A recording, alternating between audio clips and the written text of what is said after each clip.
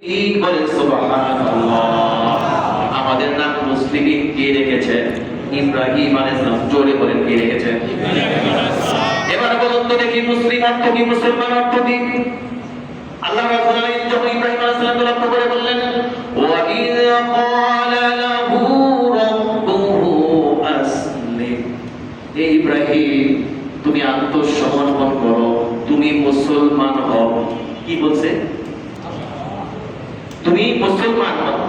মুসলমান অর্থ কি? আত্মসমর্পণ করা। কার কাছে? আল্লাহ তাআলার সকল আদেশ নিষেধ বিনা বাক্যে মেনে নেওয়ার নামই হচ্ছে আত্মসমর্পণ করা বা মুসলমান হওয়া। এবার যদি আমাদের দিকে তাকাই, আমরা আল্লাহ তাআলার কয়টা আদেশ মানি আর শয়তানের কতগুলো আদেশ মানি? যদি হিসাব নিকাশ করি ভারী খুব পাল্লা হবে। শয়তানের বলে শয়তানের। এইটাই হলো আত্মসমর্পণকারী মুসলমান। ইব্রাহিম আলাইহিস সালামকে বলল, ওয়া ইয ক্বালা লাহু রাব্বুহু আসলিম। এই ইব্রাহিম, তুমি আত্মসমর্পণ করো। ইব্রাহিম আলাইহিস সালাম বলেছেন, ক্বালা আসলামতু লিরাব্বিল আলামিন। আমি আমার জগৎ সমূহের প্রতিপালক আল্লাহ সুবহানাহু ওয়া তাআলার কাছে আত্মসমর্পণ করলাম, আমি মুসলমান হলাম। বলেন সুবহানাল্লাহ। এখন মুসলমান তো বলেন, মুসলমান হওয়ার কারণে বাড়িঘর ছাড়তে হলো, আগুনে যাওয়া লাগলো।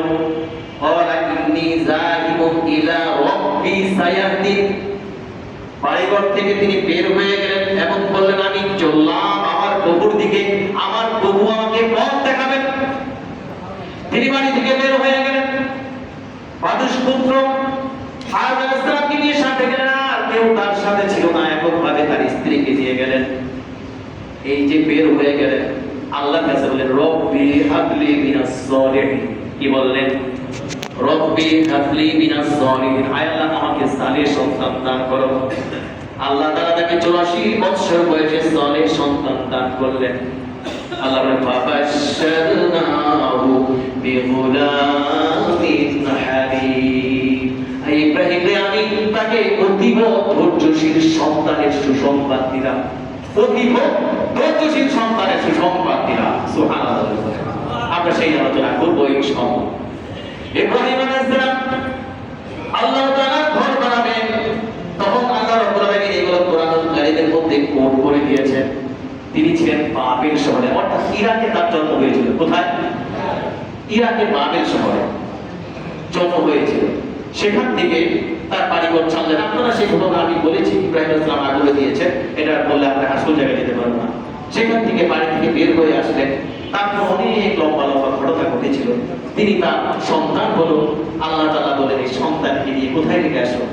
বিরান ভূমিতে রেখে আসো। সেই বিরান ভূমির ঘটনা আসতেছে, হজ্জের মধ্যে যতটুকু আলোচনা আসবে আমরা সেখানে যাব পরবর্তীতে।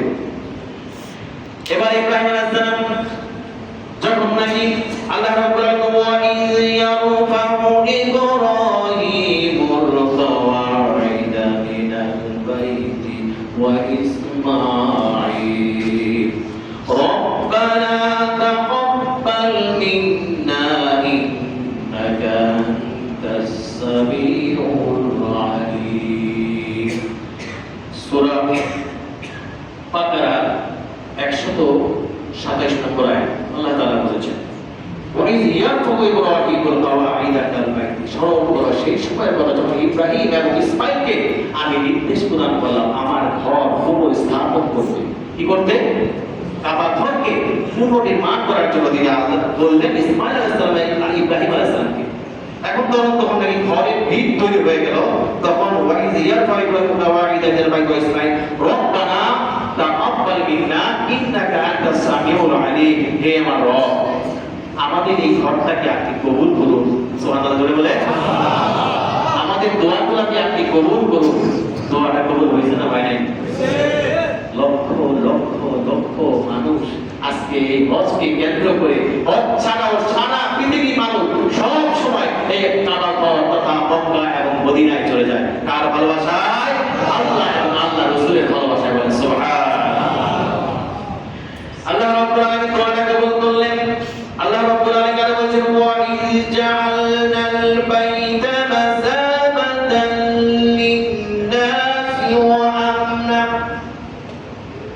আর যখন নাকি সুবহানাল্লাহ এই দেখেন গ্রুপে আমার পড়ায় আমার আগে তেলাওয়াত করেছে ওয়াত্তাখিযু মিন মাকামি ইব্রাহিম মুসাল্লা সুবহানাল্লাহ বলে এজন্য আপনারা এই আয়াতগুলোকে পড়বেন আমি যখন পড়বো আপনারও সাথে সাথে পড়বেন তখন মনে হবে আয়াতটা আমারও আপনারও তখন আমাদের দিলের মধ্যে কোরআনের প্রতি ভালোবাসা তৈরি করে দিবেন কে আল্লাহ আর ইব্রাহিম আলাইহিস সালাম আমাদের চাকরির পিতা তার সম্পর্কে একটু জ্ঞান অর্জন করা তাহলে আমরা মুসলমান হতে আমরা যেহেতু মুসলমান দাবিকৃত মুসলমান আমরা পরিপূর্ণ মুসলমান হতে পারবো ইনশাআল্লাহ পারবো তো ইনশাআল্লাহ